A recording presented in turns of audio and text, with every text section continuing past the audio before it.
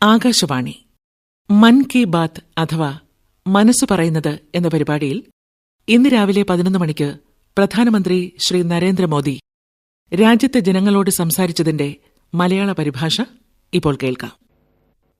എന്റെ പ്രിയപ്പെട്ട ദേശവാസികളെ, നമസ്കാരം. നിങ്ങൾ റേഡിയോയിലൂടെ എന്റെ മൻ കി ബാത്ത് കേൾക്കുന്നുണ്ടാകാം. അതോടൊപ്പം നിങ്ങളുടെ പ്രജ്ഞയും മൻ കി ബാത്തിനോടൊപ്പം സഞ്ചരിക്കുന്നുണ്ടാകാം. നമ്മുടെ കുട്ടികളുടെ പരീക്ഷ തുടങ്ങുകയാണ്. കുറച്ചുപേർക്ക് 10ാം ക്ലാസ്സിലെയും 11ാം ക്ലാസ്സിലെയും പരീക്ഷകൾ മാർച്ചിൽ തന്നെ ആരംഭിക്കും. അതുകൊണ്ട് ഇപ്പോൾ നിങ്ങൾ അതിനെക്കുറിച്ചുള്ള ചിന്തകളിലായിരിക്കും.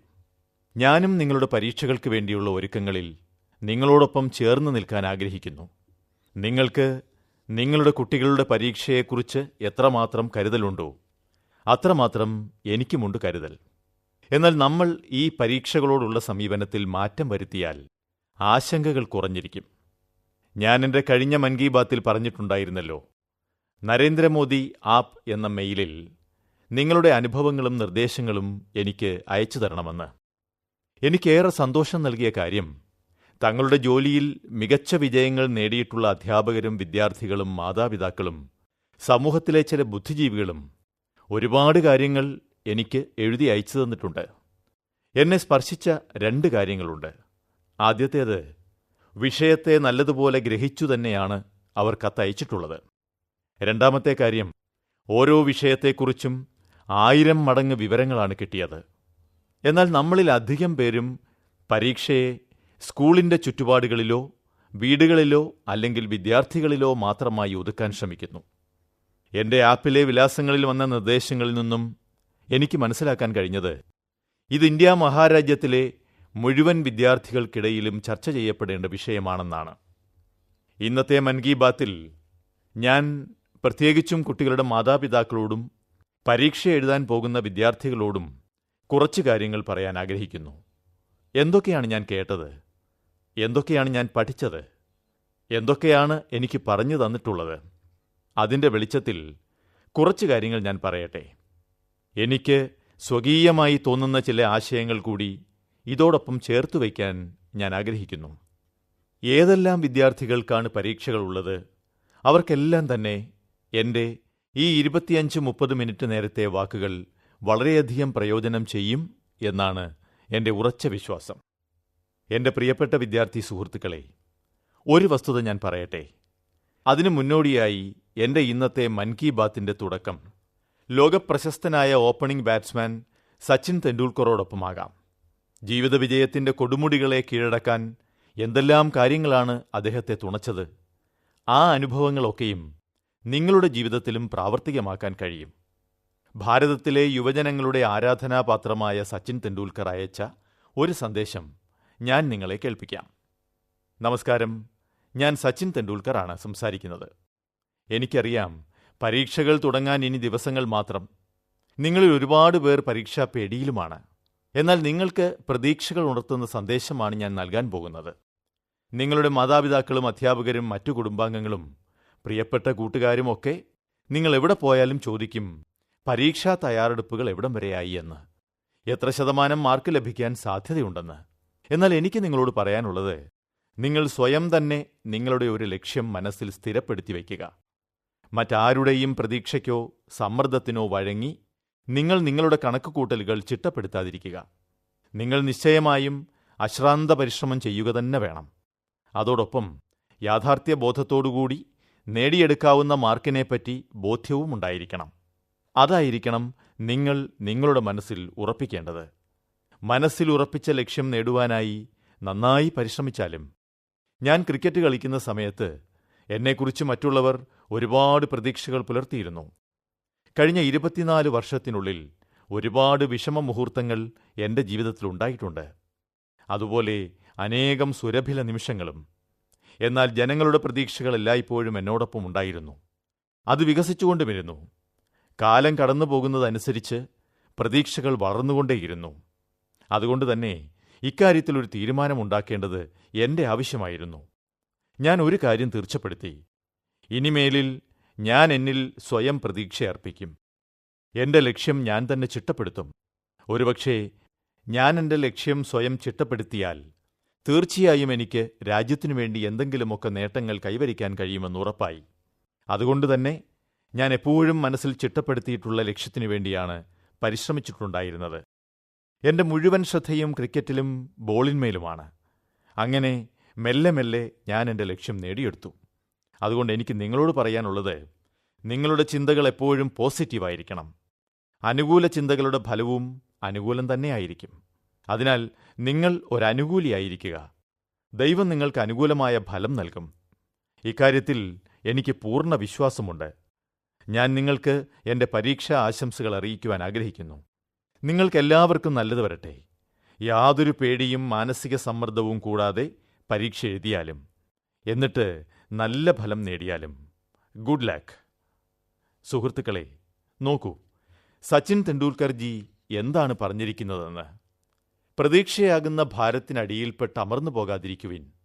നിങ്ങൾ നിങ്ങളുടെ സ്വയം ലക്ഷ്യത്തെ തരണം ചെയ്താലും, നിങ്ങൾ സ്വയം നിങ്ങളുടെ കണക്കുകൂട്ടലുകളെ മറികടന്നാലും, സ്വതന്ത്രമായ ചിന്തകളോടെ, സ്വൈര്യവിചാരത്തോടെ, അനായാസേനയുള്ള സാമർഥ്യത്തോടെ നിങ്ങൾ നിങ്ങളുടെ ലക്ഷ്യത്തെ നേരിട്ടാലും, എനിക്ക് വിശ്വാസമുണ്ട് സച്ചിൻജിയുടെ ഈ വാക്കുകൾ നിങ്ങൾക്ക് പ്രയോജനപ്പെടുമെന്ന്. ഈ കാര്യങ്ങളൊക്കെ തന്നെ സത്യവുമാണ്. എന്തുകൊണ്ട് നമ്മൾ മത്സരമുണ്ടാക്കുന്നു? മിത്രമായിരുന്നാൽ പോരെ? എന്തിനാണ് നമ്മൾ മറ്റുള്ളവരോട് മാത്സര്യം വെച്ചു പുലർത്താൻ വേണ്ടി നമ്മുടെ നല്ല സമയം വെറുതെ പാഴാക്കിക്കളയുന്നത്? നമ്മുടെ തന്നെ ഉള്ളിലെ ന്യൂനശക്തികളോട് മത്സരിച്ചാൽ പോരെ? നമുക്ക് നമ്മൾ തന്നെ സ്ഥാപിച്ച പഴയ റെക്കോർഡുകൾ തകർക്കാൻ ശ്രമിച്ചാൽ പോരെ? താങ്കൾ നോക്കിയാലും നിങ്ങളെ മുന്നോട്ട് കൊണ്ടുപോകുന്നതിൽ നിന്നും ആർക്കും തടയാൻ കഴിയില്ല. അതുപോലെ നിങ്ങൾ നിങ്ങളുടെ തന്നെ പഴയ റെക്കോർഡുകൾ തകർക്കുമ്പോൾ ആനന്ദത്തിനു വേണ്ടി ആരുടെ മുന്നിലും യാചിക്കേണ്ട ആവശ്യവുമില്ല. നിങ്ങളുടെ ഉള്ളിൽ നിന്ന് തന്നെ ആനന്ദവും സന്തോഷവും ലഭ്യമാകും. സുഹൃത്തുക്കളെ, പരീക്ഷയെ മാർക്ക് നേടാനുള്ള ഒരു കളിയായി മാത്രം കാണരുത്. എന്തു സ്ഥാനം കിട്ടി, എത്ര മാർക്ക് കിട്ടി എന്ന കാഴ്ചപ്പാടിൽ പുസ്തകങ്ങളെ കാണരുത്. ജീവിതത്തെ ഏതെങ്കിലും ഒരു മഹത്തായ ഉദ്ദേശ്യവുമായി കൂട്ടിച്ചേർക്കുക. ഏതെങ്കിലും ഒരു ജീവിത സ്വപ്നവും മനസ്സിൽ പേറിക്കൊണ്ട് ജീവിക്കുക. ആ സ്വപ്നം യാഥാർത്ഥ്യമാക്കി എടുക്കുവാനുള്ള ഉറച്ച സ്ഥൈര്യവും ഉണ്ടാക്കിയെടുക്കണം. ഈ പരീക്ഷകളെ നമ്മൾ ശരിയായ രീതിയിൽ സമീപിച്ചില്ലെങ്കിൽ അവ നമുക്ക് ബുദ്ധിമുട്ടുണ്ടാക്കും. അതിനാൽ ഒരു ചെറിയ ഉദ്ദേശ്യത്തോടെ മാത്രം പുസ്തകങ്ങളെ സമീപിക്കാതെ വിശാലമായ ലക്ഷ്യം നിറവേറ്റാനുള്ള ചിന്തയോടെ സമീപിച്ചാൽ പരീക്ഷ നിങ്ങൾക്കൊരാനന്ദോത്സവമായിരിക്കും. ഓരോ പരീക്ഷയും ജീവിതത്തിലെ മഹത്തായ ലക്ഷ്യപൂർത്തീകരണത്തിലേക്കുള്ള ചവിട്ടുപടിയാണ്. ഓരോ വിജയങ്ങളും ആ മഹത്തായ ലക്ഷ്യം നേടിയെടുക്കുവാനുള്ള താക്കോലായി മാറും. അതുകൊണ്ട് ഈ വർഷം എങ്ങനെയായിരിക്കും, ഈ വർഷത്തെ പരീക്ഷ എങ്ങനെയുള്ളതായിരിക്കും എന്ന രീതിയിൽ നിങ്ങളുടെ ചിന്തകളെ ചുരുക്കി കളയാതിരിക്കുക. ഒരു മഹത്തായ ഉദ്ദേശ്യവും പേറി മുന്നോട്ടു പോയാലും അതിൽ നിന്നും നിസ്സാരമായി ആ ലക്ഷ്യത്തെ കാണരുത്. അങ്ങനെ വരുമ്പോൾ ഒരിക്കലും നിങ്ങൾക്ക് നിരാശയുണ്ടാവില്ല. അപ്പോൾ നിങ്ങൾക്ക് ഒച്ചവയ്ക്കാനുള്ള, ശക്തി പ്രകടിപ്പിക്കാനുള്ള, പ്രയത്നിക്കാനുള്ള ധൈര്യം വന്നുചേരും. ഓരോ ദിവസവും ആയിരക്കണക്കിന് ജനങ്ങളാണ് ആപ്പിൽ മൊബൈൽ ഫോണിലൂടെ ചെറിയ ചെറിയ കാര്യങ്ങൾ എഴുതുന്നത്. അവരിൽ ശ്രേയ ഗുപ്ത ഊന്നൽ നൽകുന്ന ഒരു കാര്യമുണ്ട്. ആരോഗ്യമുള്ള ശരീരത്തിനുള്ളിലാണ് ആരോഗ്യമുള്ള മനസ്സ് നിലനിൽക്കുന്നത്. വിദ്യാർത്ഥികൾ അവരവരുടെ പഠനത്തോടൊപ്പം ആരോഗ്യകാര്യങ്ങളിലും ശ്രദ്ധാലുക്കളായിരിക്കണം. അങ്ങനെ ചെയ്താൽ പരീക്ഷയിൽ നല്ല ഊർജ്ജസ്വലതയോടെ നിങ്ങൾക്ക് നന്നായി എഴുതാൻ കഴിയും. ഇന്ന് ഈ അവസാന ദിവസം ഞാൻ നിങ്ങളോട് മുട്ടുകാലിന്മേൽ ഇരിക്കുവാനോ 3-4 കിലോമീറ്റർ ഓടാനോ പറയുന്നില്ല. എന്നാൽ ഒരു കാര്യം പറയാൻ ആഗ്രഹിക്കുന്നു. പരീക്ഷാ ദിനത്തിൽ നമ്മുടെ ദിനചര്യയ്ക്കനുസരിച്ചാണ് നമ്മുടെ ഊർജ്ജവും ചെലവിടുന്നത്. അതുപോലെ തന്നെ വർഷത്തിലെ 365 ദിവസവും നമ്മുടെ ദിനചര്യ നമ്മുടെ സ്വപ്നങ്ങൾക്കും തീരുമാനങ്ങൾക്കും അനുസരിച്ചായിരിക്കണം. ശ്രീമാൻ പ്രഭാകർ റെഡ്ഡിയുടെ ഒരു കാര്യത്തിൽ ഞാൻ യോജിക്കുന്നു. അദ്ദേഹം ഒരു പ്രത്യേക നിർദ്ദേശം മുന്നോട്ട് വച്ചു. കൃത്യസമയത്ത് ഉറങ്ങുകയും രാവിലെ നേരത്തെ എണീറ്റ് റിവിഷൻ ചെയ്യുകയും വേണമെന്ന്.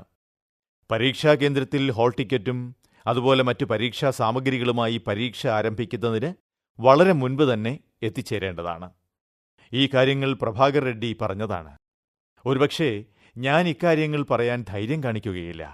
എന്തുകൊണ്ടെന്നാൽ ഉറങ്ങുന്ന കാര്യത്തിൽ ഞാൻ അലംഭാവം കാണിക്കുന്ന ആളാണ്. എന്റെ ഒട്ടുമിക്ക സുഹൃത്തുക്കളും പരാതിയായി പറഞ്ഞുകൊണ്ടിരിക്കുന്നത് ഞാൻ വളരെ കുറച്ചു മാത്രമേ ഉറങ്ങുന്നുള്ളൂ എന്നാണ്. ഇതെന്റെ ഒരു കുറവ് തന്നെ ആയിരിക്കാം.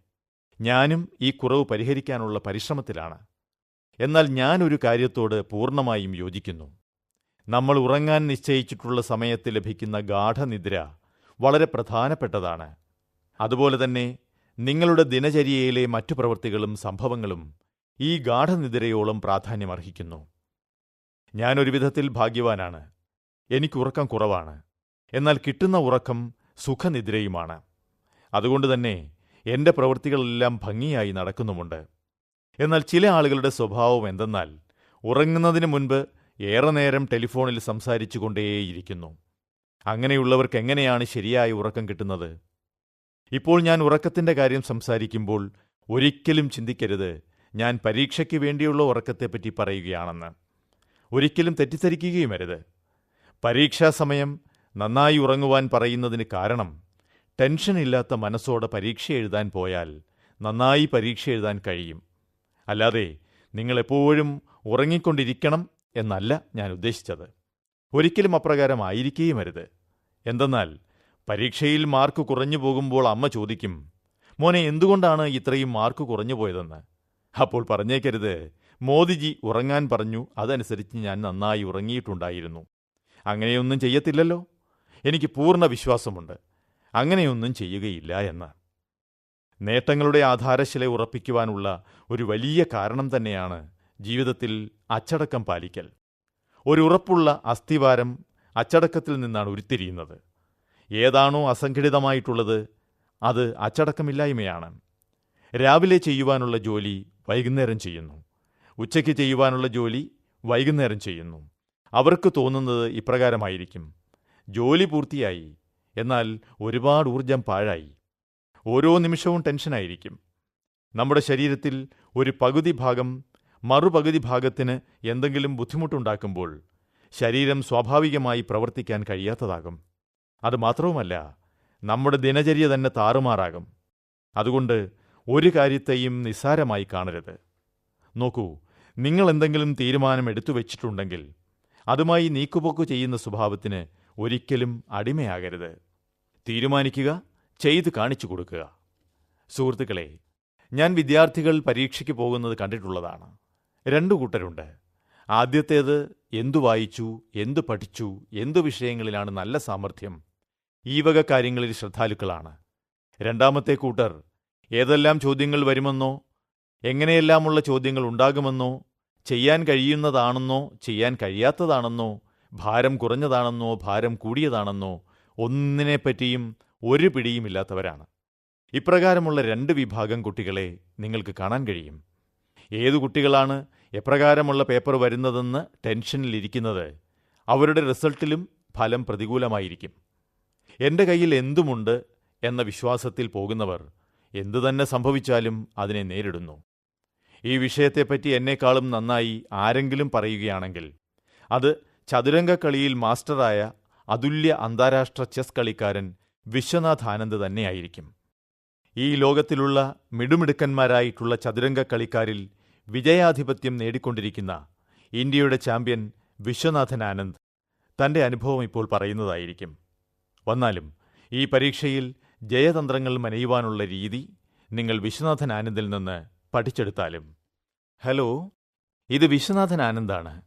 ആദ്യമായി എല്ലാവരെയും നിങ്ങളുടെ പരീക്ഷയ്ക്ക് വേണ്ടി ഞാൻ ആശീർവദിക്കുന്നു. അടുത്തതായി ഞാൻ സംസാരിക്കാൻ പോകുന്നത് എങ്ങനെയാണ് ഞാൻ എൻ്റെ പരീക്ഷയെ നേരിട്ടതെന്നും എങ്ങനെയായിരുന്നു ആ പരീക്ഷാ അനുഭവം എന്നുള്ളതുമാണ്. നിങ്ങളുടെ ജീവിതത്തിൽ നിരന്തരം നിങ്ങൾ നേരിടാൻ പോകുന്ന വലിയ പ്രശ്നമാണ് പരീക്ഷകൾ. നിങ്ങൾക്ക് നല്ല വിശ്രമം ആവശ്യമാണ്. രാത്രിയിൽ നല്ല ഉറക്കം കിട്ടണം. നന്നായി ആഹാരം കഴിക്കണം.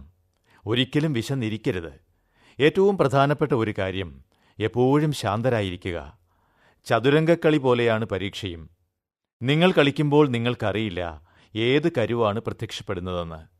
അതുപോലെ ഒരു ക്ലാസ് റൂമിലിരിക്കുമ്പോൾ നിങ്ങൾക്കറിയില്ല ഏത് ചോദ്യമാണ് പരീക്ഷയ്ക്ക് വരുന്നതെന്ന്.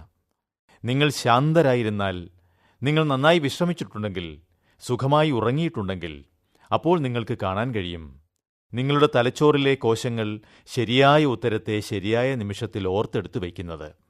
അതുകൊണ്ട് ശാന്തരായിരിക്കുക. ഏറ്റവും പ്രധാനപ്പെട്ട കാര്യം എന്തെന്നാൽ നിങ്ങൾക്ക് സമ്മർദ്ദം നൽകരുത്. അതുപോലെ തന്നെ നിങ്ങളുടെ പ്രതീക്ഷകളെ അത്രയധികം ഉയരത്തിലും പറത്താതിരിക്കുക. ഇതൊരു വെല്ലുവിളിയായി ഏറ്റെടുക്കുക. ഞാൻ ആലോചിക്കുകയാണ്, ഈ വർഷം ഞാൻ എന്താണ് പഠിച്ചത്? എനിക്ക് ഈ പ്രശ്നം പരിഹരിക്കാൻ കഴിയുമോ? ഈ അവസാന മുഹൂർത്തത്തിൽ ഏറ്റവും പ്രധാനപ്പെട്ട കാര്യങ്ങളിൽ മാത്രം ശ്രദ്ധിക്കുക. നിങ്ങൾക്കറിയാവുന്ന കാര്യങ്ങൾ, നിങ്ങൾക്കറിയാവുന്ന വിഷയങ്ങൾ നിങ്ങൾക്ക് നന്നായി ഓർമ്മിച്ചെടുക്കാൻ കഴിയില്ല. അപ്പോൾ അധ്യാപകരോടോ കുട്ടികളോടോ ചോദിച്ച് ബന്ധപ്പെട്ടവ ഓർമ്മിച്ചെടുക്കുക. ഇപ്രകാരം ചെയ്താൽ പരീക്ഷ എഴുതിക്കൊണ്ടിരിക്കുമ്പോൾ നിങ്ങൾക്കൊരുപാട് വിഷയവുമായി ബന്ധപ്പെട്ട കാര്യങ്ങൾ പ്രയോജനപ്പെടുത്തുവാൻ കഴിയും. ഒരു ചോദ്യം വീണ്ടും വായിക്കുവാൻ ബുദ്ധിമുട്ട് തോന്നിയാൽ നിങ്ങൾ ചിന്തിക്കണം, നിങ്ങളുടെ തലയിൽ ഇത് ഒരു പുതിയ ചോദ്യമാണെന്ന്. ഇപ്രകാരം ചിന്തിച്ചെഴുതുമ്പോൾ നിങ്ങൾക്ക് അത് കൂടുതൽ നന്നായി എഴുതാൻ കഴിയും. അതുകൊണ്ട് ശാന്തരായിരിക്കുക. രാത്രിയിൽ സുഖനിദ്ര കിട്ടണം. അമിത ആത്മവിശ്വാസം വേണ്ട. അളവറ്റ ശുഭാപ്തി വിശ്വാസവും പാടില്ല. ഞാൻ പലപ്പോഴും കണ്ടിട്ടുള്ളത്, നിങ്ങൾ ഭയപ്പെടുന്നതിനേക്കാൾ ഭംഗിയായിരിക്കും ഈ പരീക്ഷകൾ എന്നുള്ളതാണ്. അതുകൊണ്ട് ശാന്തരായിരിക്കുക. നിങ്ങൾക്കെല്ലാവർക്കും എല്ലാ ഭാവുകങ്ങളും. സത്യത്തിൽ വിശ്വനാഥൻ ആനന്ദ് ഒരു മഹത്തായ കാര്യമാണ് പറഞ്ഞത്. അദ്ദേഹത്തെ അന്താരാഷ്ട്ര ചെസ് മത്സരത്തിൽ കാണുമ്പോൾ എത്ര ശാന്തനാണ്, എത്ര ഏകാഗ്രമായിട്ടാണ് അദ്ദേഹത്തിൻ്റെ ഇരിപ്പ്. നിങ്ങൾ കണ്ടിട്ടുണ്ടാവും, അദ്ദേഹത്തിൻ്റെ കണ്ണുകൾ അങ്ങോട്ടുമിങ്ങോട്ടും ചലിക്കുക പോലുമില്ല. പലപ്പോഴും നിങ്ങൾ കേട്ടിട്ടുള്ളതല്ലേ മഹാഭാരത കഥയിൽ അർജുനന്റെ ജീവിതത്തിലെ ആ സംഭവം? അമ്പെയ്യുവാനുള്ള പക്ഷിയുടെ കണ്ണിൽ എപ്രകാരമാണ് പാർത്ഥന്റെ ദൃഷ്ടികൾ പായിച്ചിട്ടുണ്ടായിരുന്നു എന്നത്. തികച്ചും അതുപോലെ തന്നെയാണ് വിശ്വനാഥൻ ആനന്ദും. കളിയിൽ നിമഗ്നനായിരിക്കുമ്പോൾ അദ്ദേഹത്തിൻ്റെ കണ്ണുകൾ മുഖ്യമായ ലക്ഷ്യത്തിൽ തറച്ചിരിക്കും. അത് അദ്ദേഹത്തിൻ്റെ ഉള്ളിലെ ശാന്തതയുടെ പ്രതിഫലനമാണ്. ഇക്കാര്യങ്ങൾ ശരിയാണ്. ആരെങ്കിലും പറയട്ടെ, അതുകൊണ്ട് ഉള്ളിലെ സമാധാനം വരിക തന്നെ ചെയ്യും. ഇപ്രകാരം പറയുവാൻ എളുപ്പമാണ്, എന്നാൽ പരിശ്രമിക്കുക തന്നെ വേണം. ചിരിച്ചുകൊണ്ട് എന്തുകൊണ്ട് ചെയ്തുകൂടാ? നിങ്ങൾ നോക്കുവിൻ, നിങ്ങൾ ചിരിച്ചുകൊണ്ടേയിരിക്കും, കുലുങ്ങി ചിരിച്ചുകൊണ്ട്. പരീക്ഷയുടെ ദിവസവും നിങ്ങളുടെ ഉള്ളിൽ ശാന്തി നിറയുവാൻ ആരംഭിക്കും. നിങ്ങൾ സുഹൃത്തുക്കളോട് സംസാരിക്കാതിരുന്നാൽ, ജീവിതത്തിൽ ഒറ്റയ്ക്ക് നടന്നാൽ, വാടിത്തളർന്ന് നടന്നാൽ, ഉള്ള പുസ്തകങ്ങളെല്ലാം അവസാന നിമിഷത്തിൽ മറിച്ചു നോക്കിയാൽ ഒന്നും തന്നെ മനസ്സിനെ ശാന്തമാക്കുകയില്ല. ചിരിച്ചാലും, ധാരാളം ചിരിച്ചാലും, കൂട്ടുകാരോടൊപ്പം തമാശകൾ പങ്കിട്ട് നടന്നാലും, നോക്കൂ, നിങ്ങൾക്കുള്ളിൽ ശാന്തിയുടെ ഒരു അന്തരീക്ഷം സംജാതമാകും. ഞാൻ നിങ്ങളെ ഒരു കാര്യം ഓർമ്മിപ്പിക്കുവാൻ ആഗ്രഹിക്കുന്നു. ഒരു കുളത്തിൻ്റെ കരയിൽ നിങ്ങൾ നിൽക്കുന്നതായി സങ്കൽപ്പിക്കുക. ആ കുളത്തിൻ്റെ അടിയിലായി എന്തെല്ലാം വസ്തുക്കൾ കാണുന്നു. എന്നാൽ അപ്രതീക്ഷിതമായി നിങ്ങൾ ഒരു കല്ലെടുത്ത് ആ കുളത്തിലേക്ക് എറിഞ്ഞാൽ വെള്ളം ഇളകുവാൻ ആരംഭിക്കുന്നു. അപ്പോൾ കുളത്തിനടിയിൽ തെളിഞ്ഞു കണ്ട വസ്തുക്കൾ കാണാൻ കഴിയുമോ? ഒരുപക്ഷെ വെള്ളം ശാന്തമാണെങ്കിൽ വസ്തുക്കളെല്ലാം എത്ര ആഴത്തിലായിരുന്നാലും ദൃശ്യമാകും. എന്നാൽ വെള്ളം അശാന്തമാണെങ്കിൽ ആഴത്തിലുള്ളതൊന്നും കാണാൻ കഴിയുകയില്ല. നിങ്ങൾക്കുള്ളിൽ ഒരുപാട് കാര്യങ്ങൾ ഒളിഞ്ഞിരിപ്പുണ്ട്. ഒരു വർഷം മുഴുവനുമുള്ള പരിശ്രമത്തിൻ്റെ ഭണ്ഡാരങ്ങൾ നിങ്ങളുടെ മനസ്സിനുള്ളിൽ ആണ്ടുകിടക്കുകയാണ്. എന്നാൽ അശാന്തമായ മനസ്സുമായിരുന്നാൽ ആ ഭണ്ഡാരം നിങ്ങൾക്ക് തന്നെ തുറക്കാൻ കഴിയില്ല. ഒരുപക്ഷെ മനസ്സ് ശാന്തമായിരുന്നാൽ നിങ്ങളുടെ മനസ്സിൻ്റെ ഭണ്ഡാരം നിശ്ചയമായും ഉയർന്ന് നിങ്ങൾക്ക് മുന്നിലേക്ക് വരും. അപ്പോൾ നിങ്ങളുടെ ഓർമ്മയിൽ വസ്തുതകൾ തെളിയുകയും പരീക്ഷ വളരെ എളുപ്പമുള്ളതായി തീരുകയും ചെയ്യും. ഞാനൊരു സ്വന്തം കാര്യം പറയാൻ ആഗ്രഹിക്കുകയാണ്. പലപ്പോഴും എനിക്ക് ചില പ്രഭാഷണങ്ങൾ കേൾക്കുമ്പോഴും അല്ലെങ്കിൽ സർക്കാരിനെ സംബന്ധിക്കുന്ന പരിചിതമല്ലാത്ത വിഷയങ്ങൾ കൈകാര്യം ചെയ്യുമ്പോഴും വളരെയേറെ ഏകാഗ്രത ആവശ്യമായി വന്നിട്ടുണ്ട്. ഞാൻ സൂക്ഷ്മതയോടെയാണ് കാര്യങ്ങൾ മനസ്സിലാക്കാൻ ശ്രമിക്കാറ്. അപ്പോഴെല്ലാം ഞാൻ മാനസികമായ പിരിമുറുക്കം അനുഭവിക്കാറുണ്ട്. എനിക്ക് തോന്നാറുള്ളത്, നല്ലതുപോലെ മാനസിക സ്വസ്ഥത കൈവരിക്കാൻ കഴിഞ്ഞിരുന്നില്ലെങ്കിൽ എനിക്ക് കാര്യങ്ങൾ മികവോടെ ചെയ്യുവാനാകുമായിരുന്നില്ലല്ലോ. അതുകൊണ്ട് ഞാൻ എനിക്ക് മാത്രമായി ഒരു സാങ്കേതിക വിദ്യ തന്നെ വികസിപ്പിച്ചെടുത്തു. അതിങ്ങനെയാണ്: ആദ്യം വളരെ ഗാഢമായി ഞാൻ ശ്വാസമെടുത്തു. പിന്നീട് അപ്രകാരം ഞാൻ പുറത്തേക്ക് വിടും. 30 അല്ലെങ്കിൽ 40 അതുമല്ലെങ്കിൽ 50 സെക്കൻഡ് കണക്കാക്കി 4-5 തവണ ശ്വാസോച്ഛ്വാസം ചെയ്യുന്നതോടെ മനസ്സിന് ഒരു ശാന്തത കൈവരും. അതോടെ കാര്യങ്ങൾ മനസ്സിലാക്കുവാൻ ഉള്ളൊന്ന് പാകപ്പെടും. എൻ്റെ അനുഭവം നിങ്ങൾക്കും പ്രയോജനപ്പെടുത്താവുന്നതാണ്. എങ്ങനെ പിരിമുറുക്കം അയക്കാം എന്നതിനെപ്പറ്റി രജത് അഗർവാൾ ഒരു നല്ല ആശയമാണ് പങ്കുവച്ചത്. അദ്ദേഹം എൻ്റെ മെയിലിൽ ഇങ്ങനെ എഴുതി: നാം ഓരോ ദിവസവും കുറഞ്ഞപക്ഷം അരമണിക്കൂറെങ്കിലും സുഹൃത്തുക്കളോടൊപ്പമോ കുടുംബാംഗങ്ങളോടൊത്തോ സ്വസ്ഥമായിരുന്ന് സംസാരിക്കണം. തമാശകൾ പറയണം. മനസ്സിനെ ശാന്തമാക്കാൻ ഇതുപകരിക്കും. സാധാരണ കണ്ടുവരുന്ന ഒരു കാര്യം രജത്ജി ഓർമ്മിപ്പിച്ചത് വളരെ ശ്രദ്ധേയമാണ്. സാധാരണ നാം പരീക്ഷ കഴിഞ്ഞു വന്നാൽ എത്ര മാർക്ക് കിട്ടുമെന്നുള്ള കൂട്ടലിലും കിഴിക്കലിലും ഏർപ്പെടുകയാണ് ചെയ്യാറ്. എത്രമാത്രം ശരിയായി, എത്രയൊക്കെ തെറ്റി എന്ന കണ്ടുപിടുത്തമാണ് പിന്നെ. മാത്രമല്ല, വിദ്യാസമ്പന്നരായ മാതാപിതാക്കളാണെങ്കിൽ, വിശേഷിച്ച് അവർ അധ്യാപകർ കൂടിയാണെങ്കിൽ പിന്നെ പറയേണ്ടതുമില്ല. വീണ്ടും എല്ലാ പേപ്പറുകളും എഴുതിപ്പിച്ചേക്കും. എന്തെഴുതിയില്ല, എത്രമാത്രം മാർക്ക് കിട്ടും എന്നൊക്കെ ചോദിച്ച് മനസ്സിനെ പരീക്ഷയിൽ തളച്ചിടും. ഇനി മറ്റൊരു കാര്യം, നിങ്ങൾ ഓരോരുത്തരും കൂട്ടുകാരെ ഫോണിൽ വിളിച്ച് പരീക്ഷാ വിഷമങ്ങൾ പങ്കുവയ്ക്കും. പലപ്പോഴും നാം ഇത്തരം കാര്യങ്ങളിൽ അകപ്പെട്ടു പോയേക്കാം. പ്രിയ വിദ്യാർത്ഥി സുഹൃത്തുക്കളെ, നിങ്ങൾ അങ്ങനെ ചെയ്ത് വ്യാകുലതയിൽ അകപ്പെട്ട് ജീവിതത്തിലെ സന്തോഷം തല്ലിക്കെടുത്തരുത്. പരീക്ഷാസമയം കഴിഞ്ഞാൽ കഴിഞ്ഞതു തന്നെ. അതേപ്പറ്റി ആലോചിച്ച് സമയം കളയേണ്ടതില്ല. പൂർവ്വകാലത്തെ കളിയും ചിരിയുമെല്ലാം പുതുക്കിയെടുക്കുക തന്നെ വേണം. വല്ലപ്പോഴും അച്ഛനമ്മമാരോടൊപ്പം എവിടെയെങ്കിലും പോവുക.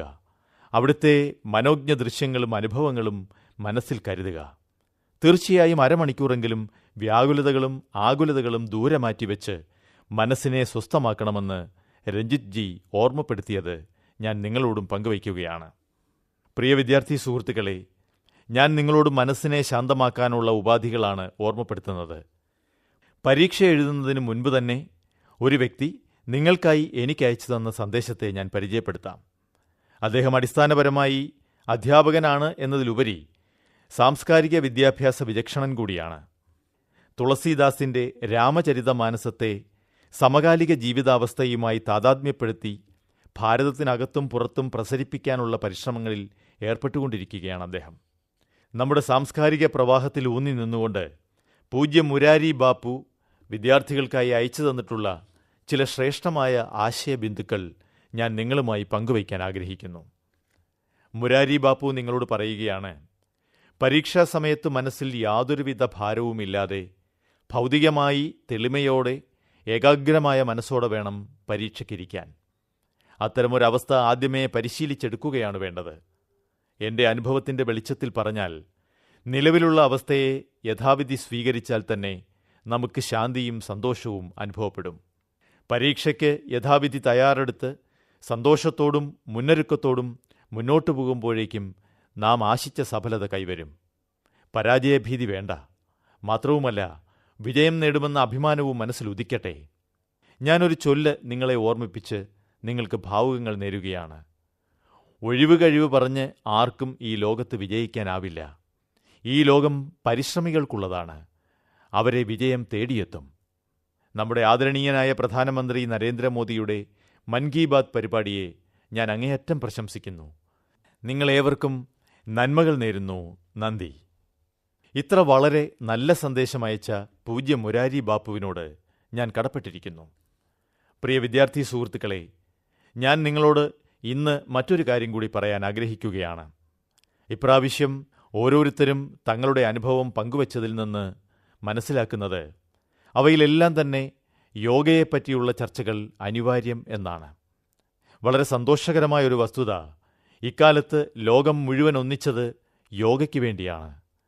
ലോകം മുഴുവൻ ചുരുങ്ങിയ സമയം കൊണ്ട് യോഗയ്ക്ക് വേണ്ടി ഒന്നിച്ചതും ഒത്തൊരുമിച്ച് യോഗ ചെയ്തതും ഭാരതത്തിലെ മാത്രമല്ല, ലോകത്തിലെ തന്നെ ഓരോരുത്തരും യോഗയുടെ പേരിലാണ് പരസ്പരം ആകർഷിക്കപ്പെട്ടതും ബന്ധമുറപ്പിച്ചതും.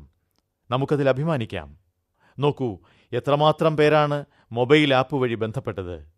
ശ്രീ ആനന്ദ മണ്ഡൽ, ശ്രീ കൃഷ്ണലാൽ ഗുപ്ത, ശ്രീ സുശാന്ത് കുമാർ, ശ്രീ KG ആനന്ദ്, ശ്രീ അഭിജിത്ത് കുൽക്കർണി, ഇങ്ങനെ അറിഞ്ഞോ അറിയാതെയോ അസംഖ്യം ആളുകളാണ് ധ്യാനത്തെപ്പറ്റി സംസാരിച്ചത്, യോഗയെ പ്രശംസിച്ചത്. തീർച്ചയായും സുഹൃത്തുക്കളെ, ഞാൻ നിങ്ങളോട് തീർത്ത് പറയുകയാണ്, നാളെ പുലർച്ചെ നിങ്ങൾ യോഗ പരിശീലനം ആരംഭിക്കുക. അത് നിങ്ങളുടെ ജീവിതത്തിൻ്റെ അമൂല്യമായ ഭാഗമാകട്ടെ. എന്നാൽ യോഗ പരിശീലിക്കുന്നവർ പരീക്ഷയായിരുന്നതിനാൽ അത് മാറ്റിവെക്കുകയും അരുത്. പരിശീലിച്ചുകൊണ്ട് തന്നെ നന്നായി പഠിച്ച് പരീക്ഷയെ നേരിടുക. എന്നാൽ വളരെ പ്രധാനമായൊരു കാര്യം പറയാം. വിദ്യാർത്ഥി ജീവിതത്തിലായാലും മധ്യവയസ്സ് കഴിഞ്ഞാലും ആത്മവിശ്വാസത്തിൻ്റെ താക്കോലാണ് യോഗ. ഏറ്റവും ലളിതമായ താക്കോൽ. ഇന്ന് നിശ്ചയമായും യോഗയിൽ ശ്രദ്ധ പതിപ്പിക്കുക തന്നെ വേണം. ഒരുപക്ഷെ നിങ്ങളുടെ സമീപത്തെ യോഗ അറിവുള്ളവരോട് ചോദിക്കാം, പരീക്ഷാ ദിനങ്ങളിൽ ഏതാനും മിനിറ്റുകൾ കൊണ്ട് മാത്രം ചെയ്യാവുന്ന സരളമായ യോഗമുറകൾ എന്തൊക്കെയാണെന്ന്. അത് നിങ്ങൾക്ക് ചെയ്യാൻ സാധിക്കുമെന്നാണ് എൻ്റെ വിശ്വാസം. എൻ്റെ പ്രിയപ്പെട്ട യുവ സുഹൃത്തുക്കളെ, നിങ്ങൾ പരീക്ഷാ ഹാളിലെത്താൻ വലിയ ധൃതി കാട്ടിയേക്കാം. വളരെ വേഗം നിങ്ങളുടെ ഇരിപ്പിടത്തിൽ എത്താൻ ശ്രമിച്ചേക്കാം. എന്നാൽ ഒന്ന് ചോദിക്കട്ടെ, എന്തിനാണ് ഇത്ര ധൃതി? നമ്മുടെ ദൈനംദിന കൃത്യങ്ങൾ ശരിയാവണ്ണം ക്രമീകരിക്കേണ്ടതല്ലേ മുഖ്യം? എവിടെയെങ്കിലും ട്രാഫിക് കുരുക്കിൽ അകപ്പെട്ടേക്കാം. എന്നാലും കൃത്യസമയത്ത് തന്നെ എത്തേണ്ടതുണ്ട്. അവ പലതരത്തിലുള്ള സമ്മർദ്ദമായിരിക്കും പ്രദാനം ചെയ്യുക. അതുകൊണ്ട് സമയത്തെ യഥാവിധി ഉപയോഗിക്കാനും ക്രമീകരിക്കാനുമാണ് പരിശീലിക്കേണ്ടത്. മറ്റൊരു കാര്യം കൂടി ഓർമ്മിപ്പിക്കട്ടെ. പരീക്ഷയ്ക്ക് ലഭിക്കുന്ന സമയത്തെപ്പറ്റിയാണ്. ആ സമയത്തിനുള്ളിൽ ചോദ്യക്കടലാസിനോടൊപ്പമുള്ള നിർദ്ദേശങ്ങൾ വായിച്ച് പലപ്പോഴും സമയം കളയുമെന്ന് വേവലാതിയാണ്. അങ്ങനെയല്ല സുഹൃത്തുക്കളെ. നിങ്ങൾ ആ നിർദ്ദേശങ്ങൾ അതിസൂക്ഷ്മമായി വായിച്ച് മനസ്സിലാക്കി വേണം എഴുതി തുടങ്ങുവാൻ. എന്നാൽ അതിനുവേണ്ടി സമയം പാഴാക്കുകയും അരുത്. നിർദ്ദേശങ്ങൾ വായിക്കാൻ 2-4 മിനിറ്റ് ചെലവാക്കുന്നതിൽ യാതൊരു തെറ്റുമില്ല. മാത്രമല്ല, പരീക്ഷയ്ക്ക് എന്തെഴുതണമെന്ന് ചിന്തിക്കാനും സാധിക്കും. അങ്ങനെ ചെയ്താൽ യാതൊരു കുഴപ്പവുമില്ല. പിന്നീട് പശ്ചാത്തപിക്കേണ്ടിയും വരില്ല. പലപ്പോഴും കടലാസ് കയ്യിൽ കിട്ടിയതിന് ശേഷമാവും അറിയുക പുതിയ രീതിയിലുള്ള ചോദ്യങ്ങളാണെന്ന്. എന്നാൽ നിർദ്ദേശങ്ങൾ സൂക്ഷ്മമായി വായിച്ച് എഴുതുവാൻ പോകുന്ന ഒരാൾക്ക് അത് കൂടുതൽ എളുപ്പമാവും. അതുകൊണ്ട് നിങ്ങളോട് പറയുവാൻ ഞാൻ ആഗ്രഹിക്കുന്നു, ആദ്യത്തെ 5 മിനിറ്റ് സൂക്ഷ്മമായ നിർദ്ദേശങ്ങൾ വായിച്ച് ഹൃദിസ്ഥമാക്കിയ ശേഷം വേണം എഴുത്തു തുടങ്ങുവാൻ. ശ്രീമാൻ യശ്നഗർ അദ്ദേഹം മൊബൈൽ ആപ്പിൽ എഴുതിയത് ചോദ്യങ്ങൾ ആവർത്തിച്ചു വായിക്കേണ്ടതിൻ്റെ ആവശ്യകതയെപ്പറ്റിയാണ്. അദ്ദേഹം പറയുന്നു, ആദ്യം ചോദ്യം വായിച്ചപ്പോൾ വളരെ പ്രയാസം അനുഭവപ്പെട്ടു. എന്നാൽ അതേ ചോദ്യങ്ങൾ ആത്മവിശ്വാസത്തോടെ ആവർത്തിച്ചു വായിച്ചപ്പോൾ ഉത്തരം ചിന്തിച്ചെടുക്കാൻ വളരെ എളുപ്പമായി. ചോദ്യം ശരിയാംവിധം മനസ്സിലാക്കുക, തിരിച്ചറിയുക, ഇവയാണ് പ്രധാനം. ചോദ്യം മനസ്സിലാക്കാത്തതുകൊണ്ട് പ്രയാസം അനുഭവപ്പെട്ടേക്കാം. യശ്നഗർ പറഞ്ഞ ഇക്കാര്യത്തിൽ ഞാനും ഏറെ ഊന്നൽ കൊടുക്കുകയാണ്. ചോദ്യങ്ങൾ ആവർത്തിച്ചാവർത്തിച്ചു വായിച്ചു മനസ്സിലാക്കുക. അതോടൊപ്പം ഓരോ ചോദ്യത്തിനും യുക്തമായ ഉത്തരം ഏതെന്നും കണ്ടെത്തുക. അങ്ങനെയെങ്കിൽ എഴുത്തിനു മുൻപ് തന്നെ ചോദ്യം എളുപ്പമുള്ളതായി മാറും. എന്നെ സംബന്ധിച്ചിടത്തോളം ഈ ദിനം ആഹ്ലാദത്തിൻ്റെതാണ്. നമ്മുടെ അഭിവന്ദ്യനായ ശാസ്ത്രജ്ഞൻ ഭാരതരത്ന CNR റാവു, അദ്ദേഹം ധൈര്യത്തിലൂന്നി നിന്നുകൊണ്ട് വളരെ കുറച്ചു വാക്കുകളിൽ വളരെ ഒരു നല്ല സന്ദേശം വിദ്യാർത്ഥി സുഹൃത്തുക്കൾക്കായി നൽകുകയുണ്ടായി. നിങ്ങൾ റാവുജിയുടെ വാക്കുകൾ ശ്രദ്ധിക്കുക. ഇത് ബാംഗ്ലൂരിൽ നിന്ന് CNR റാവു ആണ്. ഞാൻ പൂർണ്ണമായും മനസ്സിലാക്കിയത് പരീക്ഷാപേടിയുടെ യഥാർത്ഥ കാരണം അമിതമായ ഉത്കണ്ഠയാണ്. ഈ ഉത്കണ്ഠ കൂടുതലുള്ളത് മത്സര പരീക്ഷകളിലാണ്. പേടിക്കേണ്ടതില്ല. നിങ്ങൾ നിങ്ങളുടെ നല്ല പ്രകടനം കാഴ്ചവെക്കുക. അതാണ് എനിക്ക് എല്ലാ യുവസുഹൃത്തുക്കളോടും പറയാനുള്ളത്. എന്നാൽ ഒരു കാര്യം കൂടി നിങ്ങൾ ഓർമ്മിക്കേണ്ടിയിരിക്കുന്നു. ഈ രാജ്യത്ത് ഒരുപാട് അവസരങ്ങളുണ്ട്. എന്തു വേണമെന്ന് മാത്രം നിങ്ങൾ തീരുമാനിക്കുക. ഒരിക്കലും ഉപേക്ഷ വിചാരിക്കരുത്, അലസരാകരുത്. നിങ്ങൾ വിജയിക്കുക തന്നെ ചെയ്യും. നിങ്ങൾ ഈ പ്രപഞ്ചത്തിലെ ഒരു കുട്ടിയാണെന്നത് മറക്കരുത്. നിങ്ങൾക്കും പർവ്വതങ്ങൾക്കും വൃക്ഷങ്ങൾക്കും ഉള്ളതുപോലെ ഒരവകാശം ഇവിടെയുണ്ട്. നിങ്ങൾക്ക് വേണ്ടതെന്നാൽ അതിനുള്ള ആഗ്രഹവും അർപ്പണ മനോഭാവവും കഠിനാധ്വാനവുമാണ്. ഈ ഗുണഗണങ്ങളെല്ലാം കൊണ്ടുതന്നെ നിങ്ങൾക്ക് ഏതൊരു പരീക്ഷയും വിജയിക്കുവാൻ കഴിയും. ഏതൊരു പ്രവൃത്തിയിലും വിജയിക്കാനാവും. നിങ്ങൾ ആഗ്രഹിക്കുന്ന എല്ലാ പ്രവൃത്തിയിലും നിങ്ങൾക്ക് വിജയമുറപ്പിക്കാൻ ഞാൻ ആശംസ നേരുന്നു. ഈശ്വരൻ നിങ്ങളെ അനുഗ്രഹിക്കട്ടെ. കണ്ടില്ലേ ഒരു ശാസ്ത്രജ്ഞൻ തൻ്റെ കാര്യങ്ങൾ അവതരിപ്പിക്കുന്ന രീതി എങ്ങനെയാണെന്ന്? ഒരു കാര്യം എന്നെപ്പോലെ ഒരാൾ അരമണിക്കൂർ പറയുവാനെടുക്കുന്ന അതേ കാര്യം 3 മിനിറ്റ് കൊണ്ട് പറഞ്ഞു തന്നിരിക്കുകയാണ്. ഇതാണ് ശാസ്ത്രത്തിൻ്റെ ശക്തി. ഇതുതന്നെയാണ് ശാസ്ത്രകാരൻ്റെ മനഃശക്തി. ഞാൻ റാവുജിയോട് അത്യന്തം കടപ്പെട്ടിരിക്കുകയാണ്. അദ്ദേഹം നമ്മുടെ രാജ്യത്തെ മുഴുവൻ വിദ്യാർത്ഥികളുമായിട്ടാണ് സന്ദേശം പങ്കുവച്ച് പ്രേരണയും പ്രോത്സാഹനവും നൽകിയത്. അദ്ദേഹം പറഞ്ഞ വാക്കുകൾ ഓരോന്നും ദൃഢതയുടെയും നിഷ്ഠയുടെയും ധ്യാനത്തിൻ്റേതുമാണ്. ധീരരായിരിക്കൂ സുഹൃത്തുക്കളെ, ധീരരായിരിക്കൂ. നിങ്ങൾ ധൈര്യശാലികളായിരിക്കുകയാണെങ്കിൽ ഭയം പോലും ഭയന്നു പോകും. നല്ലത് ചെയ്യാൻ നിങ്ങളുടെ മുൻപിൽ അതിവിപുലവും സുവർണാഭവുമായ ഒരു ഭാവി നിങ്ങളെ കാത്തിരിക്കുകയാണ്. എൻ്റെ മൊബൈൽ ആപ്പിൽ ഒരു സന്ദേശം രുചിക ഡാബസ് കുറിച്ചത് നിങ്ങളുമായി പങ്കുവയ്ക്കുവാൻ ഞാൻ ആഗ്രഹിക്കുകയാണ്. അവർ പറയുകയാണ്, അവരുടെ കുടുംബത്തിൽ പരീക്ഷാ സമയത്ത് ഒരു അനുകൂല അന്തരീക്ഷം ഉണ്ടാക്കാനുള്ള നിരന്തര യത്നമുണ്ടാകാറുണ്ട്. ഇതേ കാര്യം മറ്റു വേണ്ടപ്പെട്ട കുടുംബങ്ങളുമായി ചർച്ച ചെയ്യാറുമുണ്ട്. എല്ലാപേരും ചേരുമ്പോഴാണ് അനുകൂല അന്തരീക്ഷം സൃഷ്ടിക്കപ്പെടുന്നത്. ഇക്കാര്യം വളരെ ശരിയാണ്. സച്ചിൻ ടെണ്ടുൽക്കർ പറഞ്ഞതുപോലെ അനുകൂല സമീപനം, അനുകൂല ഘടന എന്നിവ അനുകൂല ഊർജ്ജമാണ് പ്രദാനം ചെയ്യുന്നത്. പലപ്പോഴും പ്രേരണ ലഭിക്കുന്ന കാര്യങ്ങളാണ് ഏറെയും. വിദ്യാർത്ഥികൾക്കെല്ലാം ഒരുപോലെ പ്രേരണ നൽകുന്നതാണ് ഇവയെല്ലാം എന്ന് ചിന്തിക്കരുത്. ജീവിത വിജയത്തിൻ്റെ ഏതെങ്കിലും ഒരു ഘട്ടത്തിൽ നിങ്ങൾ എന്തുകൊണ്ട് എത്തപ്പെടുന്നില്ല? നല്ല ഉദാഹരണങ്ങൾ, സത്യസന്ധമായ സംഭവങ്ങൾ, ഇവയെല്ലാം ശുഭപ്രേരണയാണ് നൽകുന്നത്, നല്ല ശക്തിയാണ് നൽകുന്നത്. മാത്രവുമല്ല, ദുരിതകാലത്ത് നല്ലൊരു പന്ഥാവാണ് കാട്ടിത്തരുന്നത്. നാം വൈദ്യുത ബൾബ് കണ്ടുപിടിച്ച തോമസ് ആൽവ എഡിസനെ നമ്മുടെ പാഠ്യപദ്ധതിയിലൂടെ പഠിക്കുകയാണ്. എന്നാൽ എൻ്റെ സുഹൃത്തുക്കളെ, എത്ര വർഷത്തോളം അദ്ദേഹം ഇതിൻ്റെ കണ്ടുപിടുത്തവുമായി അലഞ്ഞുവെന്ന് നിങ്ങൾ ഓർക്കണം. എത്ര വലിയ പ്രതിബന്ധങ്ങളാണുണ്ടായത്, എന്തുമാത്രം സമയം ഇതിനായി ഒഴുക്കി, എത്ര കാശാണ് പോയത്. എന്നാൽ ഇന്ന് ആ വൈദ്യുത ബൾബ് നമ്മുടെ ജീവിതത്തെ പ്രകാശപൂർണമാക്കുകയാണ്. അതുകൊണ്ടാണ് പറയുന്നത്, പരാജയത്തിലും വിജയത്തിൻ്റെ സ്ഫുരണമാണ് ഒളിഞ്ഞിരിക്കുന്നതെന്ന്. ശ്രീനിവാസ രാമാനുജനെ അറിയാത്തവരായി ആരാണുള്ളത്? ആധുനിക കാലഘട്ടത്തിലെ ഗണിതശാസ്ത്രജ്ഞരിൽ ഏറ്റവും ശ്രദ്ധേയമായ പേരുള്ള ഭാരതീയൻ. നിങ്ങൾക്കൊരുപക്ഷെ അറിയുമായിരിക്കും, അദ്ദേഹത്തിന് ഗണിതശാസ്ത്രത്തിലല്ല ഔദ്യോഗിക വിദ്യാഭ്യാസമെന്ന്. പ്രത്യേക പരിശീലനവുമില്ല. എന്നാൽ അദ്ദേഹം ഗണിതശാസ്ത്ര അപഗ്രഥനം, സംഖ്യാസിദ്ധാന്തം തുടങ്ങിയ വിഭിന്ന മേഖലകളിൽ ആഴമേറിയ സംഭാവനകളാണ് ഏകിയത്. വളരെ ക്ലേശകരമായ, ദുഃഖപൂരിതമായ ജീവിതം. ഇതെല്ലാമായിരുന്നിട്ടും അദ്ദേഹം ലോകത്തിനു വേണ്ടി ഗണനീയമായ സംഭാവനകളാണ് നൽകിയത്. പ്രശസ്തയായ ജെ.കെ. റോളിംഗ് ഒരു നല്ല ഉദാഹരണമാണ് കാണിച്ചു തരുന്നത്. വിജയം എപ്പോഴും ആർക്കും കിട്ടാം. ഹാരി പോട്ടർ പരമ്പര ഇന്ന് ലോകം മുഴുവൻ ജനപ്രിയമാണ്. എന്നാൽ തുടക്കത്തിൽ അങ്ങനെ ആയിരുന്നില്ല. വളരെയേറെ പ്രശ്നങ്ങളും ക്ലേശങ്ങളുമാണ് അവർ നേരിട്ടത്. എത്രയോ പരാജയങ്ങൾ ഏറ്റുവാങ്ങി. റോളിംഗ് സ്വയം പറയുമായിരുന്നു, കഷ്ടപ്പാടുകളിൽ എല്ലാ ഊർജവും ആ കാര്യത്തിനു വേണ്ടി വിനിയോഗിക്കേണ്ടി വന്നു. ആ ഊർജം എവിടെയായിരുന്നു? അത് നാം ശൂന്യതയിൽ നിന്നും സംഭരിച്ചു വെച്ചതായിരുന്നു. പരീക്ഷ എന്നത് ഇന്ന് വിദ്യാർത്ഥികളുടേതും മാത്രമല്ല, കുടുംബത്തിലെ മുഴുവൻ ആളുകളുടേതും കൂടിയാണ്. മാത്രവുമല്ല, പൂർണ്ണമായും വിദ്യാലയത്തിൻ്റേതെന്നതിലുപരി അധ്യാപകരുടെയും നാം എല്ലാവരുടേതുമായി. എന്നാൽ രക്ഷിതാക്കളുടെയും അധ്യാപകരുടെയും പിൻബലമില്ലാതെ വിദ്യാർത്ഥികൾക്ക് മുൻപോട്ടു പോകാൻ അസാധ്യമാണ്.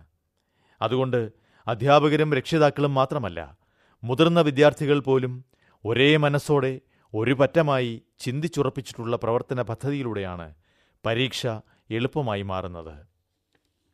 ശ്രീമാൻ കേശവ് വൈഷ്ണവ് എന്നോട് ആപ്പിൽ ഇങ്ങനെ പരിദേവനം അറിയിച്ചു. രക്ഷിതാക്കൾ തങ്ങളുടെ കുട്ടികൾ കൂടുതൽ മാർക്ക് വാങ്ങുന്നതിലേക്ക് സമ്മർദ്ദം ചെലുത്തുകയാണ്. ഒരിക്കലും രക്ഷിതാക്കൾ കുട്ടികളുടെ മേൽ അത്തരത്തിലുള്ള സമ്മർദ്ദം ചെലുത്തരുത്. കേവലം മാർക്ക് വാങ്ങുന്നതിനായി പ്രോത്സാഹനം നൽകുക മാത്രം മതി. രക്ഷിതാക്കൾ സമ്മർദ്ദത്തിനടിമപ്പെടുകയും അരുത്. അവർ സ്വസ്ഥരായെങ്കിലേ മക്കളുടെ അസ്വസ്ഥതയ്ക്ക് പരിഹാരമാകൂ. വിജയ് ജിൻഡൽ എനിക്കെഴുതി, ഒരിക്കലും കുട്ടികളുടെ മേൽ മാതാപിതാക്കൾ സ്വന്തം ആഗ്രഹങ്ങളുടെ ഭാരം ഇറക്കി വയ്ക്കരുത്. അവർക്കെത്രമാത്രം കഴിവുണ്ടോ അതനുസരിച്ച് അവരുടെ ഉത്സാഹം വർദ്ധിക്കാൻ ആകുന്നത് ചെയ്തു കൊടുക്കുക മാത്രം. വിശ്വാസമുണ്ടാക്കിയെടുക്കാൻ ആവശ്യമായ സഹായം നൽകണം. ഞാൻ രക്ഷിതാക്കളോട് അധികമൊന്നും പറയാൻ ആഗ്രഹിക്കുന്നില്ല. കുട്ടികളെ സമ്മർദ്ദത്തിലാഴ്ത്തരുത് എന്നു മാത്രം. തങ്ങളുടെ സുഹൃത്തുക്കളുമായി സംസാരിക്കുന്നതിനെ തടയുകയുമരുത്. ഒരു നല്ല പഠനത്തിന് അവസരം നൽകുക. ഒരു നല്ല അനുകൂല അന്തരീക്ഷം, അതാണ് വിദ്യാർത്ഥികൾക്ക് ആവശ്യം. നിങ്ങളുടെ മകനോ മകളോ ആകട്ടെ, അവർക്ക് എത്രമാത്രം ആത്മവിശ്വാസം ഉണ്ടാകുന്നുണ്ടോ നിങ്ങളിലും ആ ആത്മവിശ്വാസം പ്രകടമാകും. എൻ്റെ പ്രിയപ്പെട്ട സുഹൃത്തുക്കളെ, ഞാൻ നിങ്ങളെ ഓർമ്മപ്പെടുത്താൻ ആഗ്രഹിക്കുകയാണ്. നമ്മുടെ ജീവിതം പഴയ തലമുറയിൽ നിന്ന് വളരെ മാറി വരികയാണ്.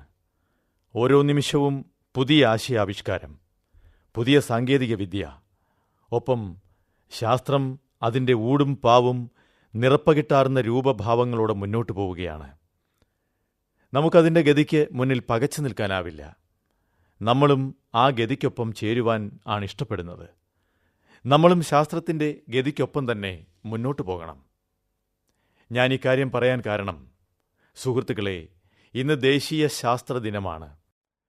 നമ്മുടെ രാഷ്ട്രത്തിൻ്റെ ശാസ്ത്ര മഹോത്സവവും എല്ലാ വർഷവും ഫെബ്രുവരി 28 ആചരിക്കുന്നതും ആഘോഷിക്കുന്നതും. 1928 ഫെബ്രുവരി 28 സർ CV രാമൻ അദ്ദേഹത്തിൻ്റെ കണ്ടുപിടുത്തമായ രാമൻ ഇഫക്റ്റ് ലോകത്തോട് വിളംബരം ചെയ്തത്. മഹത്തായ ഈ കണ്ടുപിടുത്തത്തിൽ അദ്ദേഹത്തെ വിശ്വപ്രസിദ്ധമായ നൊബേൽ പുരസ്കാരം തേടിയെത്തി. ഈ അഭിമാനോജ്വലമായ മുഹൂർത്തത്തിൽ പങ്കാളിയായി ഭാരതം ഫെബ്രുവരി 28 ദേശീയ ശാസ്ത്രദിനമായി ആഘോഷിച്ചു വരികയാണ്. അറിയുവാനുള്ള വെമ്പൽ അഥവാ ജിജ്ഞാസയാണ് വിജ്ഞാനത്തിൻ്റെ ജഗജ്ജനനി. ഓരോരുത്തരിലും ശാസ്ത്രചിന്തയുണ്ടാകട്ടെ, ശാസ്ത്രത്തോട് പ്രതിപത്തിയുണ്ടാകട്ടെ. ഓരോ തലമുറയ്ക്കും ആശയാവിഷ്കാരത്തിൽ നിഷ്ഠയുണ്ടാകട്ടെ. ശാസ്ത്രവും സാങ്കേതിക വിദ്യയുമില്ലാതെ ആശയപ്രകാശനം സാധ്യമല്ല. ഇന്ന് ദേശീയ ശാസ്ത്രദിനത്തിൽ ആശയാവിഷ്കാരത്തിന് കൂടുതൽ കരുത്ത് കൈവന്നിട്ടുണ്ട്. അറിവും ശാസ്ത്രവും സാങ്കേതിക വിദ്യയും ഇവയെല്ലാം നമ്മുടെ പുരോഗമനത്തിൻ്റെ വേഗതയ്ക്ക് മാറ്റുകൂട്ടട്ടെ. ഇപ്രാവശ്യത്തെ ശാസ്ത്രദിനത്തിൻ്റെ വിഷയം make in India science and technology driven innovations എന്നാണ്. ഭാരതത്തിൻ്റെ സ്വാഭിമാനമുണർത്തിയ മഹാനായ ശാസ്ത്രജ്ഞൻ സർ CV രാമന് എൻ്റെ ശതകോടി പ്രണാമം. നിങ്ങൾ ഓരോരുത്തർക്കും താൽപ്പര്യം വർദ്ധിക്കട്ടെ എന്ന് ഞാൻ ആശംസിക്കുന്നു. സുഹൃത്തുക്കളെ, പലപ്പോഴും നേട്ടങ്ങൾ വളരെ വൈകിയാണ് നമുക്ക് ലഭിക്കുന്നത്. അതുപോലെ നേട്ടങ്ങൾ ലഭിക്കുമ്പോൾ ലോകത്തെ നോക്കുവാനുള്ള കാഴ്ചപ്പാടും മാറിപ്പോകുന്നു. നിങ്ങൾ പരീക്ഷയിൽ വളരെ തിരക്ക് പിടിച്ച് മുഴുകുന്നുണ്ടാകും. അപ്പോൾ ഒരുപക്ഷെ അങ്ങനെ സംഭവിക്കാം. ഒട്ടുമിക്ക വാർത്തകളും നിങ്ങളുടെ മനസ്സിൽ പതിയില്ല. എന്നാൽ ഞാൻ എൻ്റെ ദേശവാസികളോട് ഈ കാര്യം വീണ്ടും ആവർത്തിക്കാൻ ആഗ്രഹിക്കുന്നു. നിങ്ങൾ കഴിഞ്ഞ കുറച്ച് ദിവസങ്ങളിൽ കേട്ടിട്ടുള്ളത് എന്താണ്? ശാസ്ത്രലോകത്തിൽ ഒരു വലിയ കണ്ടുപിടുത്തം നടന്നിരിക്കുന്നു. ഈ ലോകത്തിലെ ശാസ്ത്രജ്ഞന്മാർ നിരന്തരം പരിശ്രമിച്ചു. ഇതിന് തലമുറകൾ തന്നെ വേണ്ടിവന്നു. കുറേയേറെ കാര്യങ്ങൾ ചെയ്തു കഴിഞ്ഞു. ഏകദേശം 100 വർഷങ്ങൾക്ക് ശേഷം ശാസ്ത്രരംഗത്ത് ഒരു നേട്ടം കൈവരിക്കാൻ കഴിഞ്ഞിരിക്കുന്നു. ഭൂഗുരുത്വാകർഷണ തരംഗങ്ങൾ നമ്മുടെ ശാസ്ത്രകാരന്മാരുടെ ആജന്മ പരിശ്രമ ഫലമായി പ്രാപ്യമായിരിക്കുന്നു. ഇത് ശാസ്ത്രത്തിൻ്റെ അത്യത്ഭുതകരമായ ഒരു നേട്ടമാണ്. ഈ കണ്ടുപിടുത്തം കഴിഞ്ഞ നൂറ്റാണ്ടിലെ നമ്മുടെ മഹാനായ ശാസ്ത്രജ്ഞൻ ആൽബർട്ട് ഐൻസ്റ്റീൻ്റെ സിദ്ധാന്തത്തെ സാധൂകരിക്കുന്നു. അതുകൊണ്ടുതന്നെ ഭൗതിക ശാസ്ത്രത്തിനു വേണ്ടി ഇതൊരു മഹത്തായ കണ്ടുപിടുത്തമായിട്ടാണ് കരുതപ്പെടുന്നത്. ഇത് ഈ മനുഷ്യജാതിക്ക് മുഴുവനും ഈ ലോകത്തിനൊന്നടങ്കം വരാൻ പോകുന്ന ഒരു കാര്യമാണ്. എന്നാൽ ഒരു ഭാരതീയൻ എന്ന നിലയ്ക്ക് നമുക്ക് എല്ലാവർക്കും ആഹ്ലാദത്തിന് വകയുണ്ട്. എന്തെന്നാൽ നമ്മുടെ രാജ്യത്തിലെ പ്രതിഭാധനരായി തെളിയിക്കപ്പെട്ടിട്ടുള്ള ശാസ്ത്രജ്ഞന്മാരുടെ പങ്കാളിത്തവും ഇതിലെടുത്തു പറയേണ്ടതാണ്.